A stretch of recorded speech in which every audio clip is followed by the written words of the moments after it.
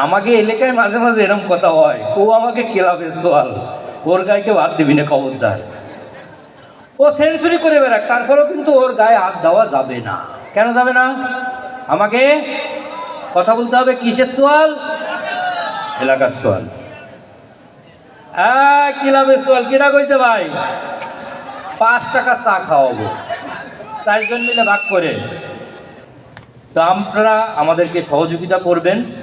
যদি বলেন সারা রাত এখানে কামলা কাটবি, সত্যি বলতেছে সারা রাত কামলা কাটবো, আপনারা থাকবেন তো? ও সারা রাত কামলা খাটবে তখনই ওকে যদি কেউ বলে রাতে খাওন আছে তখন। বাবুর সঙ্গে আমার অনেক স্মৃতি। আমি আসলে এই স্মৃতিগুলো বলতে গেলে আমার মাঝে মাঝে আমি একটু আবেগিক হয়ে যাই, কারণ আমার জীবনে ওর অনেক অবদান। বিশ্বাস করেন, আমি সিরিয়াসলি বলছি, আমি ঠিকমতো কথা বলতে পারতাম না। বাবু আমাকে কথা বলা শিখিয়েছে, ও আমার বন্ধু। আমি এই গোল্লামারি পার হয়ে ওইখানে একটা বাগান ছিল, ওই বাগানের ভিতরে জঙ্গলের চিপায় ঠিক এইভাবে বসতাম, বসে কাগজ মোড়ায় মোড়ায়া বিড়ি খাইতাম। ও আমারে তুলে নিয়ে প্রথম সিগারেট খাওয়া শিখেছে।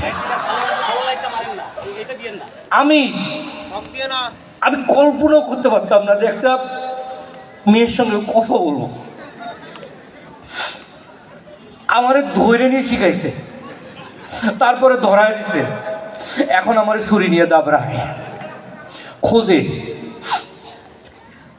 আমি বিশ্বাস করেন, মানে আমি কোনোদিন বোতল চিনতাম না, ও আমারে চিনাইছে এটা পানির বোতল। সবাই যেটা ভাবছেন ওইটা কিন্তু না, ওইটা আমি বাইরে গেলে খাইতাম, আগের থেকে আমি চিনতাম। যাই হোক, এই যে শুধু দুঃখের স্মৃতি তা কিন্তু না, সুখেরও স্মৃতি আছে। এ ধরেন ওর বিয়ে হয়েছে একদিন, আমি গেছি ওর বিয়ে, দেখি সামনে থেকে পাঞ্জাবিটা এইভাবে ইন করছে আর পিছন দিক থেকে সাইডে দিছে। তা আমি বললাম, বাবু তুই পাঞ্জাবি যে এরকম সামনে থেকে ইন করছিস আর পিছন থেকে সাইডে দিস, নিজেরে কি সুপারম্যান টুপারম্যান ভাবিস? কয় না, আমার পাঞ্জাবির সামনে একটা বড় ফুড়া। তা আমি বললাম, তা পাঞ্জাবিটাও পিছন দিক থেকে ইন কর। কয় পিছনের প্যান্টে একটা বড় ফুড়া।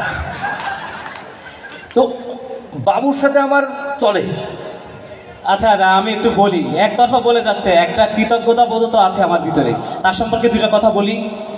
মানে ওর আর আমার জুটিটা এত হিট হয়েছিল, মিরাক্কেল সিজন 6, এটা 2012 সালে সব থেকে লম্বা জি বাংলায় হয়েছিল। তো রাস্তাঘাটে বেরোলে সবাই বলতো সাইদ বাবু যায়, সাইদ বাবু যায়, কিছু হলে বলতো এটা সাইদ বাবুর এই পারফরমেন্সটা ভালো হয়েছিল। পরে যখন ও বিয়ে করলো, বিয়ের পরে এরকম বলছে, দেখিস সাইদ বাবুর বউ, সাইদ বাবুর বউ। তো আরেকটা কথা না বললেই নয়, তো ওকে নিয়ে ট্রেনে যাচ্ছি, মাশাল্লাহ দোকানের সাইজ দেখে বলতে পারতেছেন এক্সেল ডাবল এক্সেল সব ফেল। আর ট্রেনে উঠছে প্রচুর খাবে, আমি তুই খা, অসুবিধা নাই। একটু পরে শুরু হয়ে গেছে সোমালিয়া ভারত পাকিস্তানের যুদ্ধ, পেটের ভিতর ভুটুম ভুটুম ভুটুম ভুটুম করে। এলাম দোস্ত বাথরুম আছে? বলে দোস্ত আমি তো কোনোদিন ট্রেনের বাথরুম ব্যবহার করি না। আমি যা, ওখানে সব নিয়ম কানুন আছে। তো ওর যে দোকান, কোনো রকম দোকানটা নিয়ে বসছে, সব কাম হয়ে গেছে, বদনা নেমে ভরছে, টানার সময় দেখে বদনা চেন দিয়ে বান্দা, দোকানটা পজিশন মতো আসে না। তো ওর মাথায় আসলে ইনস্ট্যান্ট অনেক বুদ্ধি আছে, দেখে ওখানে লেখা জরুরি প্রয়োজনে কল করুন বাংলাদেশ রেলওয়ে কর্তৃপক্ষ। তো ফোন করে বলছে হ্যালো, ওদিক থেকে কল আসছি, বাংলাদেশ রেলওয়ের পক্ষ থেকে আপনাকে স্বাগতম। কয়ে স্বাগতম পরে হবে, আমি একটা বিশেষ জায়গায় আছি, আমি তো কাম সারছি, বদনায় পানি ঢালছি, কিন্তু বদনাটা চেন দিয়ে বান্দা আমার ওই পজিশন মতো আসতেছে না। জি স্যার, বদনাটা সঙ্গত কারণে এই পজিশন দিয়ে করে বাঁধা, কিন্তু আপনার ওই পজিশনটা তো আর চেন দিয়ে বাঁধা না, পজিশনটা বদনার কাছে নিয়ে যান।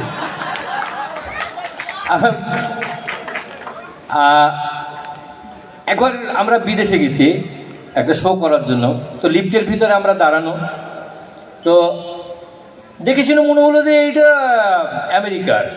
আমেরিকান। তো লিফটের ভিতরে আমরা 4-5 জন দাঁড়ানো, আমেরিকান বললো যে হ্যালো, তো হাই হাই, তো একটা স্প্রে বাইর করে মারলো, আর সে কি ঘ্রাণ ভাই, সে কি ঘ্রাণ।